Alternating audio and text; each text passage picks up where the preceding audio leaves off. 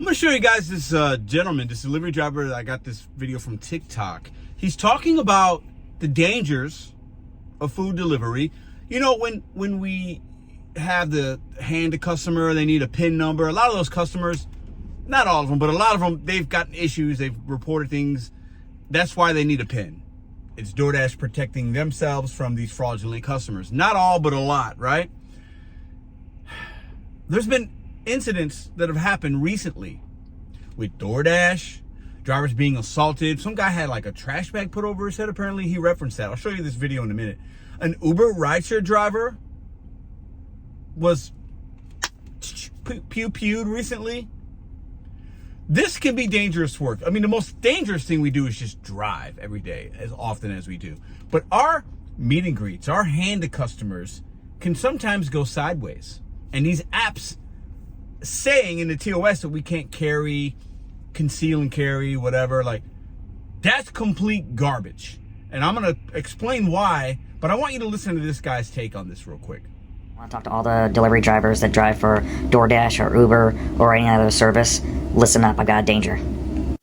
So there's been multiple stories, just one that happened just yesterday in Texas, but there's multiple stories where delivery drivers are going to deliver the food, ask for the 4-digit number, usually the last of the 4 of the phone number, and after they ask for it, they're given the wrong number.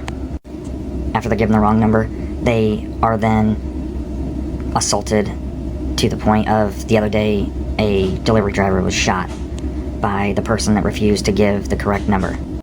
One incident, the delivery driver asked for, it was alcohol he was delivering, so he asked for the party's driver's license. The party kept giving him a expired driver's license, and then ended up grabbing having a plastic bag, put it over top of the delivery driver's head, and punched the delivery driver in the face.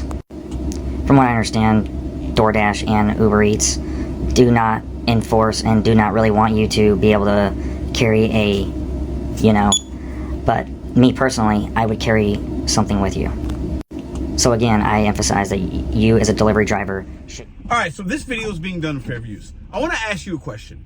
How do you handle protecting yourself while you're out delivering to strangers? Now, we know some customers have been assaulted or had issues with DoorDash drivers. It goes both ways, right?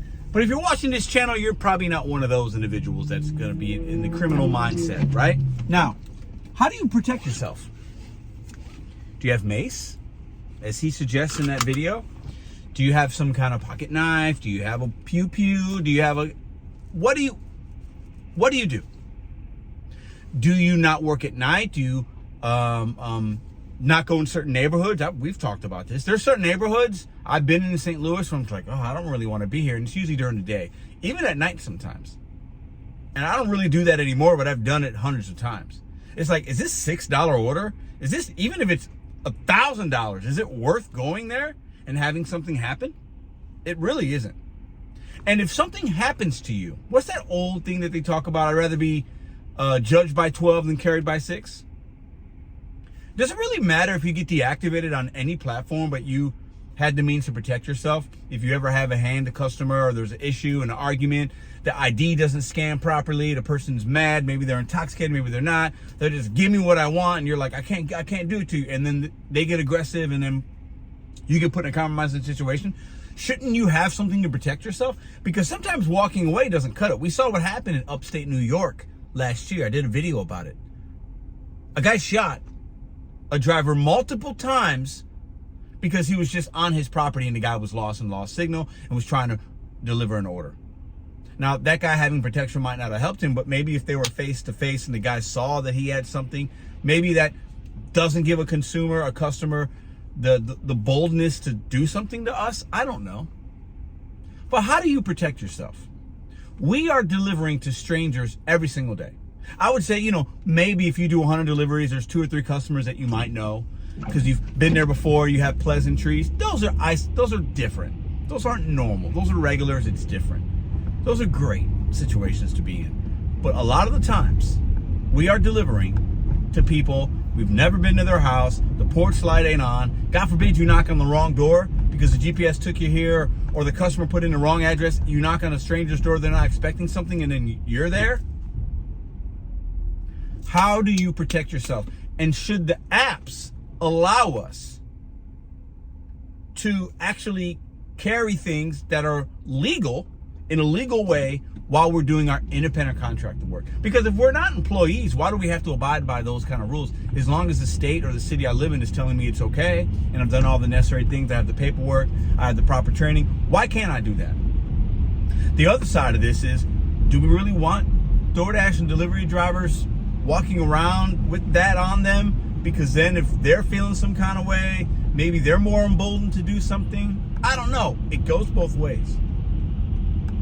But I'll say this. This work can definitely be unsafe. But we have to manage our expectations of the consumers based on what we accept and what we decline. And I'll tell you this right now. When I see like one of those PIN number things, and I've had several on DoorDash recently, I don't like it because I'm always like, okay, well, if they don't have the PIN, they're gonna wait, I gotta do that. I'd rather just leave it at the door. But there are times and there are certain things you can do to not put yourselves in harm's way, okay? And I think the number one thing is, okay, one of the top things is avoid high risk areas. And that's not always gonna work. The guy that got shot a year ago, he was not in a bad neighborhood. But if you can avoid those kind of areas, have a flashlight, make sure you're knocking on the appropriate door, you're doing the right things, good communication when you're en route to the customer so they know when you're gonna arrive, or especially if it's like something doesn't seem right, the instructions, maybe there's a gate code, send them a text message. Send them look, do every little thing you can to where the situation can be done. If they have alcohol, please make sure you have your ID ready. Like, everything you can do. And even sometimes that's not going to be enough. But I'll say this and I'll close with this. I don't care what DoorDash, Uber, Instacart. I don't care. If I need it, I'll use it to protect myself at all costs. And I know many of you have told me before you feel the same way. Because at the end of the day, I'd rather be judged by 12, be deactivated, than carried by 6. And have my livelihood compromised because some person wanted free food or was mad that it was late or what have you, whatever. It's interesting because, like I just said in the beginning, the most dangerous thing we do is actually drive. We don't talk about that enough. Maybe that's a whole nother video. That's actually the situations we put ourselves in a compounding way just for driving more than the average human being. That's actually more dangerous, but that's maybe another video. How do you protect yourself? Pepper spray, mace, other things that are of a more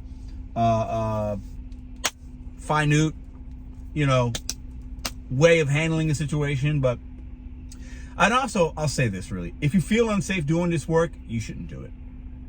Find something else. This isn't for everybody. If you don't feel safe and you've had situations that are just a little too close for comfort, please stop. Please, please, please stop. Because criminals, people that have criminality on their mind, they can sense that fear. So if you really feel bad about what you're doing and feel unsafe, please stop. There's a lot of other ways you can make money. I'd love to hear you guys' questions, comments, or concerns in the comment section down below. I'll see you tomorrow.